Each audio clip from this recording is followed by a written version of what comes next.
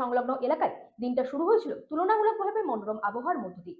ভোরের দিকে হালকা ঠান্ডা অনুভূত হলেও সূর্য ওঠার সঙ্গে সঙ্গে তাপমাত্রা ধীরে ধীরে ঊর্ধ্বমুখী হয়েছিল।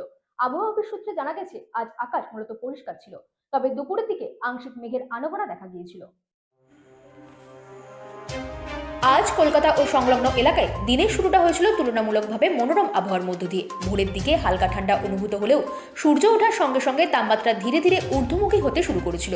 সকাল বাড়ার সঙ্গে সঙ্গে আর্দ্রতার প্রভাব স্পষ্ট হচ্ছিল, ফলে বেলা বাড়লে অস্বস্তিও বেড়েছিল বলে পূর্বাভাস আবহাওয়া দপ্তরের।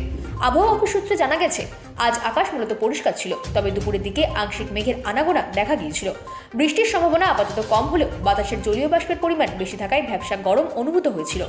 বিশেষ করে অফিস যাত্রী ও স্কুল পড়ুয়াদের দুপুরে রোদে বাইরে বের হলে সতর্ক থাকার পরামর্শ দেওয়া হয়েছে। আজকের সর্বোচ্চ তাপমাত্রা স্বাভাবিকের কাছাকাছি থাকলেও রোদ চললে তা কিছুটা বেশ অনুভূত হয়েছিল। অন্যদিকে সর্বনিম্ন তাপমাত্রা ভোরবেলা সামান্য নামে হালকা ঠান্ডা ভাব ছিল, তবে আগামী কয়েকদিনে রাতের তাপমাত্রা আরও কিছুটা বাড়তে পারে বলে ইঙ্গিত মিলছে। অর্থাৎ ধীরে ধীরে শীতের আমেজ বিদায় নিয়ে গরমের পূর্বাভাস স্পষ্ট হচ্ছে বলে আবহাওয়াবিদরা জানাচ্ছে। Bureau report, রাতদিন news network. Howrah.